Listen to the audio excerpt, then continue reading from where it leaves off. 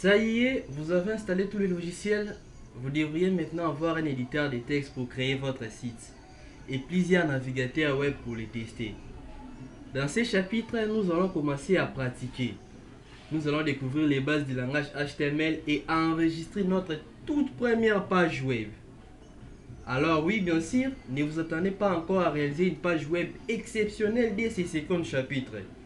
Mais patience, cela viendra. Allez, mettez-nous en situation. Comme je vous l'ai dit, nous allons créer notre site dans un éditeur de texte. Vous avez dit en installant un suite à mes conseils dans le premier chapitre. Qu'il s'appelle Sublime Text, Visual Studio Code, Notepad++, peu importe, ces logiciels ont un but très simple. Vous permettre d'écrire des textes. Dans la suite de ces cours, je travaillerai avec Visual Studio Code. Je vais donc l'ouvrir. Je fais un clic sur les logiciels, un double clic.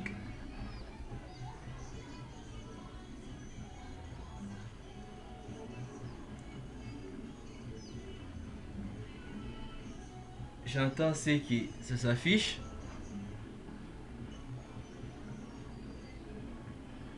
Voilà, maintenant le logiciel est lancé. Et maintenant on va faire un petit essai. Je vous invite à écrire tout ce qui vous passe par la tête comme moi à la figure suivante. Je fais un CTRL N, sur File, sur le premier réplique New Text File. Après j'écris tout ce qui me passe par la tête comme déjà bonjour à tous. Soit bonjour. J'écris bienvenue.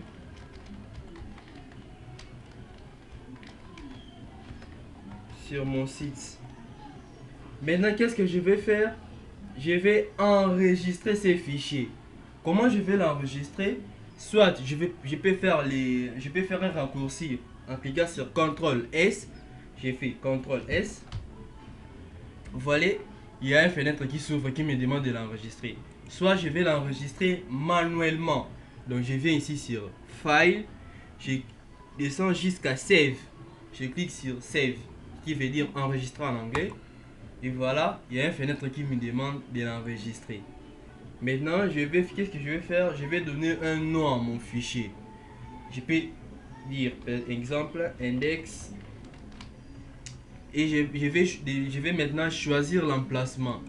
Je vais dans les disques et donc vous aussi vous pouvez choisir l'emplacement qui vous convient comme moi je le fais.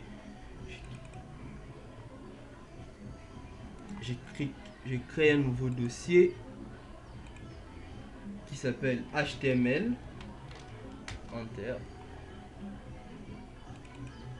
Et j'enregistre mon fichier qui s'appelle index dedans. Mais je vais pas l'enregistrer seulement comme ça.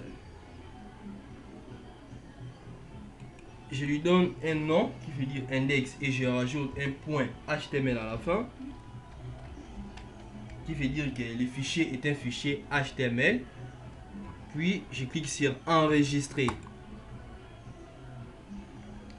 Directement, vous allez voir que le fichier change le nom. Ça devient index.html. Maintenant, je vais remonter jusqu'à la racine et essayer d'ouvrir le fichier. Dans le fichier, j'ai écrit bonjour, bienvenue sur mon site. Donc, ce fichier, on peut l'appeler une page web parce que c'est une page HTML. Donc, je vais sur le dossier.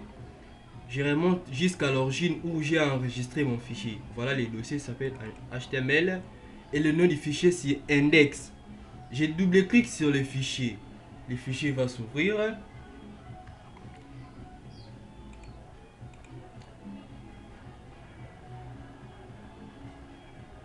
Voilà.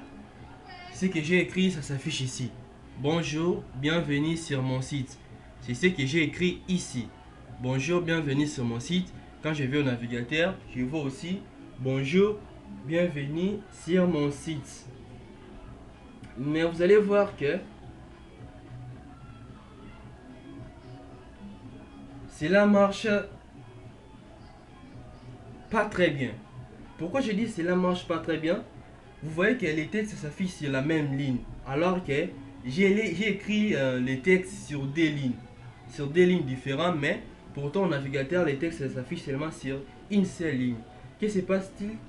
En fait, pour créer une page web, il ne suffit pas de taper simplement des textes comme on vient de le faire. En plus de ces textes, il faut aussi écrire ce qu'on appelle des balises. Ces balises-là vont donner des instructions à l'ordinateur. Comme exemple, aller à la ligne suivante, ou soit affiche une image, etc. etc. Donc c'est maintenant qu'on va aborder un autre sujet très important, les balises et leurs attributs. On va voir qu'est-ce que les balises et qu'est-ce que leurs attributs.